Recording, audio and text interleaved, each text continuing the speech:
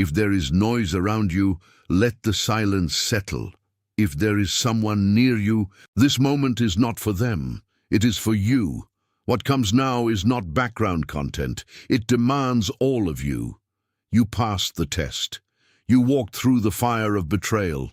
You endured the silence when you had every reason to explode. You remained standing where anyone else would have collapsed. The world saw you at your limit, and the enemy thought your exhaustion would be your end. They understood nothing. This morning, heaven recalculated the route of your life, and I need to tell you exactly why the phase of surviving and fighting has just been closed in the divine court. You did not get here by an algorithm. You arrived because you were marked to arrive. This is divine alignment, and what you survived was not to break you, it was to prepare you for this exact moment. You recognize this scene, don't you? The conversation that replays in your mind at 3 in the morning. The body that trembles in situations that should no longer affect you. The money that comes in and vanishes without a trace. The feeling of wearing armor that you can never take off. And that incessant question, why them and not me?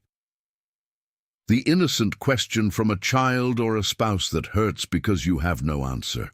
There is one thing I am going to place in your hands before this message closes, something that Solomon recorded for the child of God who needs to walk through mockery and witness the fall of generational wealth built on arrogance, and it fits in your pocket. It is not a book to study, it is an instrument to bear the weight of what you carry. I will return to this. For now, hold that. The pain of watching those who look down on you prosper, while you fought for every crumb, the weariness of maintaining your integrity in a world that rewards spectacle, the feeling that your humble beginning has become an indelible mark the world uses to judge you. And about this very thing, about the next piece of news you will hear of their empire crumbling, I have already left the instrument waiting for you in the first pinned comment. If you need to leave before the end, it is there. But stay, because the Hebrew name for what is happening to you has not yet been spoken. Have you ever felt that this humiliation is not just human, but spiritual? What if this pattern, where those who mock you eventually fall, is a sign that there is a battle against the purpose God has placed on your life? It was in searching for answers to this that I found this digital guide called the Solomon Code. This guide is not just a read. It is a key to spiritual understanding, a tool made for those who wish to see beyond appearances, to stop treating the pain of mockery as a simple ailment, and to understand why arrogance rises with such force against those who carry a mark of God.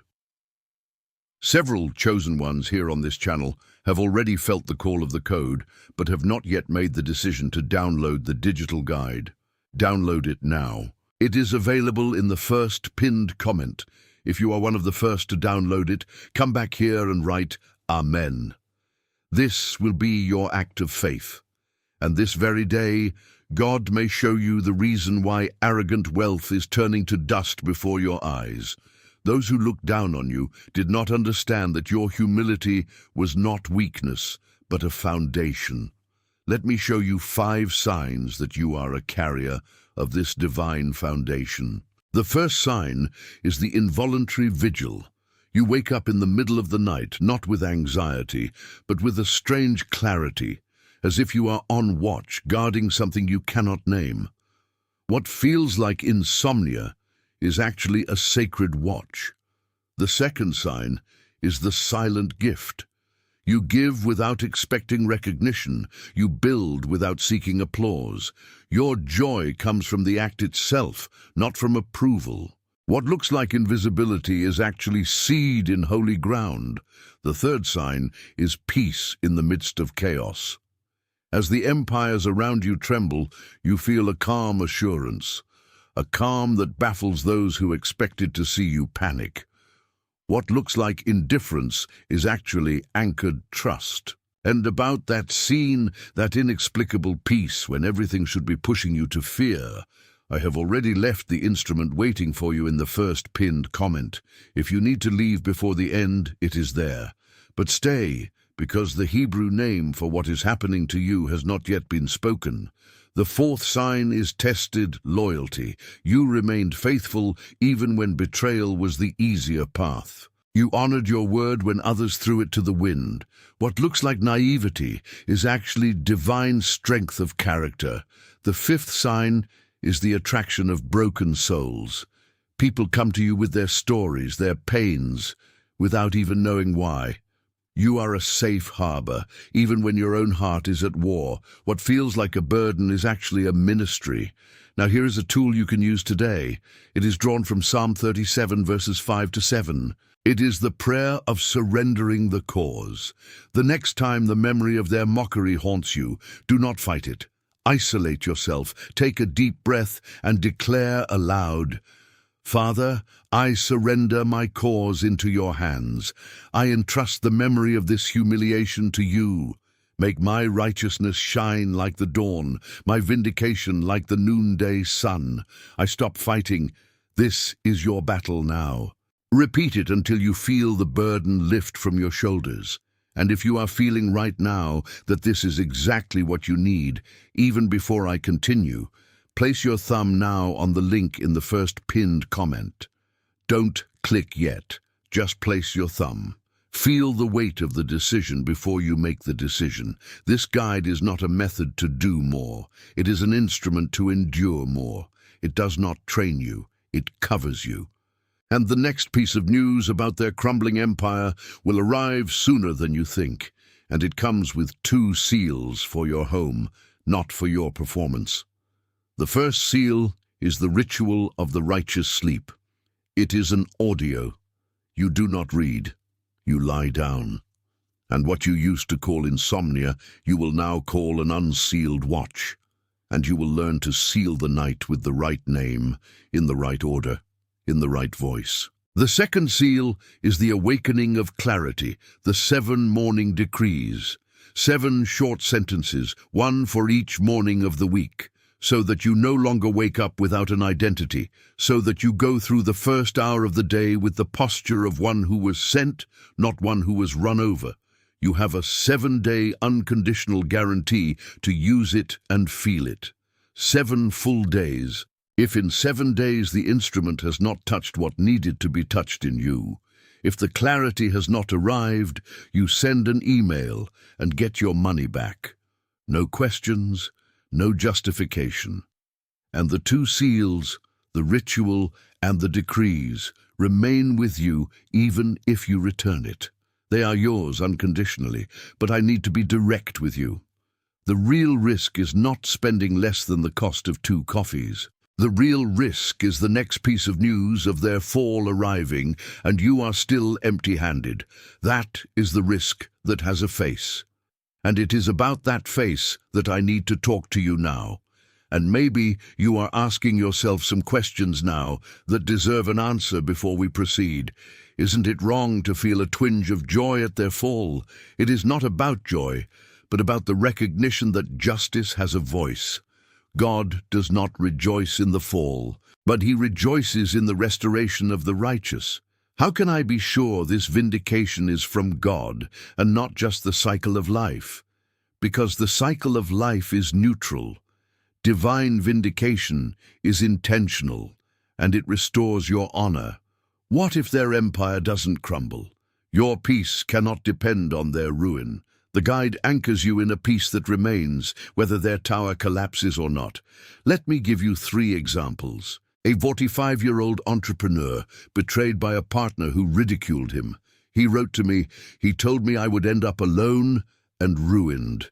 Today, he is the one facing bankruptcy, and I have never been more at peace. A 32-year-old artist whose work was scorned by her family for years. Her sentence, my family said my art would feed no one. The first week with the guide, I understood that my art first fed my soul, and that was the treasure. A 50-year-old single mother, humiliated by her ex-husband's family. She said, they said I was a lost cause. The guide reminded me that God never loses any cause. Perhaps in 3 hours you will be lying in bed again, your mind replaying their words, remembering that you saw this video and still did not reach out your hand. Perhaps the next piece of news about their crumbling empire will find you feeling a mixture of justification and guilt, not knowing how to handle it. The fall will keep happening, with the same alarm clock, the same coffee, the same door opening to the same scene. The link is in the first pinned comment. Pinned for you, not for everyone. For you, who needs to get through the next scene with the instrument in hand, click now. And when you do, when you open that link, you are not buying a book. You are accepting an instrument that Solomon prepared for your ordinary day. And what you are about to understand, when you hear the Hebrew word that is coming, will change the way you read everything that has happened until now. The Hebrew word that defines exactly what is happening to you is Geulah. Pronounce it with me in a low voice wherever you are. Geulah. Geulah means redemption, ransom, vindication. But it's not just that. It is the right of a near kinsman to redeem property or a person from bondage. It is an act of restoring family honor. God acts as your goal, your kinsman redeemer, publicly reclaiming your honor. It is not just a dictionary definition. It is a word that describes a state, a posture, a calling. And when you hear this word, something within you calms, because it was already happening inside you. You just didn't have a name for it. And about this word, it is written in Psalm 4, verse 8, "In peace I will lie down and sleep, for you alone, Lord, make me dwell in safety." This is not a promise of the future. It is a declaration of state. Think of David, a young shepherd, despised by his own brothers, ridiculed by a giant covered in bronze. Goliath was the embodiment of generational wealth and arrogance. David's problem was concrete, an enemy who mocked his God and his humble appearance. The instrument he used, a sling and 5 smooth stones, simple, almost laughable tools. But the operation of that instrument was anchored in faith. He did not fight in Saul's armor. He fought with his identity. The victory came when the simple instrument was applied with bold faith. What David had to improvise in the valley, you can now do with a guide in hand. The instrument that Solomon left is the same one waiting for you in the first pinned comment. Let me stop for a full minute and put everything you have just heard into simple words, without poetry, without metaphor, just the facts. Fact 1. There is a spirit of arrogance that mocks humble beginnings. Fact 2. It does so by making you believe that material value is the only sign of God's approval. Fact 3. David, the king, was the target of this same attack. Fact 4. Your hesitation, which you call prudence, is exactly what this spirit needs to convince you that you are not worthy of the vindication that is coming. There are 3 types of calling being tested now by the spirit of arrogance. You are one of these 3 types. When I name yours, your spirit will leap in recognition. The first type is the foundation builder.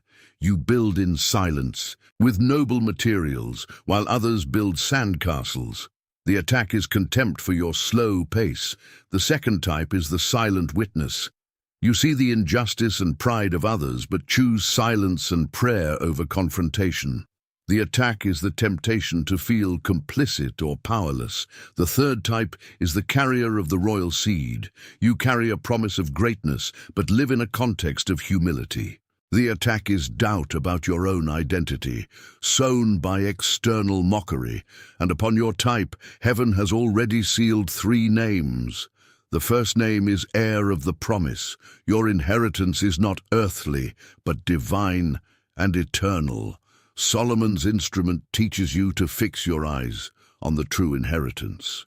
The second name is architect of patience. You do not build for the next season, but for eternity. The third name is master beam of the temple. What they despised is the cornerstone of God's construction. If one of these 3 names resonated more strongly with you, write the number here in the comments, 1, 2, or 3. This is your first act of taking ownership of your identity. For each sealed name, the adversary has a specific tactic. Against the heir, he uses distraction. Against the architect, he uses impatience. Against the master beam, he uses doubt. And these three weapons alone are memories. With the instrument they become coverage. Recognizing the cycle without having the instrument that Solomon left is receiving the diagnosis without the treatment. But before I release you, there is one last point. The final obstacle is not the enemy. It is a voice inside you that sounds dangerously reasonable. It is the fear of seeming ungrateful. It is the fear that by accepting an instrument, you are telling God that what he has already done was not enough. It is false piety. It is pride dressed as humility. God does not give you strength so that you can refuse the weapons he himself forged for your battle. To accept the instrument is not to doubt the strength. It is to honor the general strategy. Now I want you to close your eyes wherever you are, place your right hand on your chest, and repeat with me in a low voice, if you need to, but let it come out of your mouth. Father, I give you the weariness that has accumulated these last few months. I release you from the fear of seeming ungrateful. This is the most subtle chain. My urgency is my gratitude. And I now receive the three names that have been sealed upon me, heir of the promise, architect of patience, master beam of the temple. Not for me to boast, but for me to remember, for me to walk through what is coming with them in my mouth, in my posture, in my chest. And before the voice that comes now, I need you to hear something.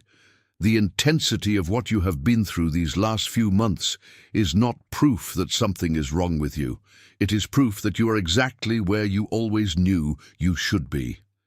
If this resonates with you now, write below, I receive the turning point. And now, the Father's voice. Listen, son, daughter, I saw you. I saw you when they mocked your beginnings. I never lost sight of you. I never closed the seat at my table that has your name on it.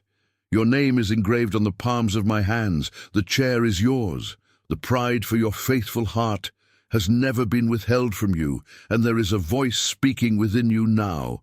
A voice that says, this is not for me, this is for someone with greater faith. I need you to hear this from me now. You have permission. You have permission to receive what you have not earned. You have permission to occupy the chair at the table without having to justify yourself. You have permission to let the version of you that needed to suffer to feel worthy die. Solomon did not prepare this instrument for those who are already ready. He prepared it for those who are tired. And the one who is tired is you now. I now extend my hand toward your house and decree a covering of sealing over all that belongs to you, over your table, so that abundance is no longer a stranger. I declare a covering over your children and your spouse, if you have them. May the peace given to you also envelop them. And I decree a covering over your work, over your hands. May everything you touch bear the mark of eternal construction. You are committed, you are commissioned, you are sent. You are committed, you are commissioned, you are sent. You are committed, you are commissioned, you are sent.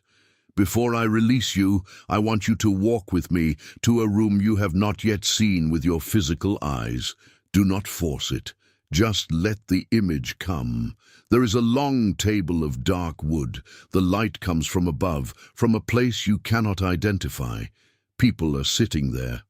Some you have loved and are already gone. Others you have not yet met. The faces seem like family, and there is an empty chair near the head of the table. Your shape is carved into it. The wood remembers you. Solomon is at the head of the table, and he nods as if to say, we were waiting for you. You are not creating this scene, you are remembering it. The chair has always been yours. Only you were missing. Do not say amen yet. Sit in that for a moment. Feel the weight of what has just happened. Now you can say amen.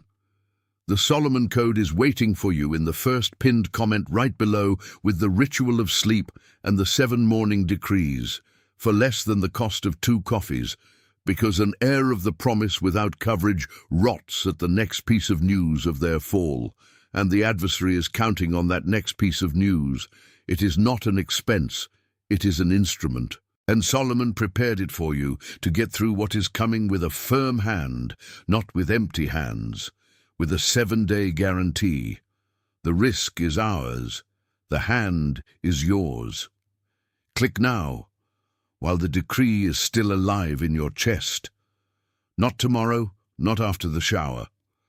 Because whoever leaves it for later, leaves it forever, and the adversary already knows this.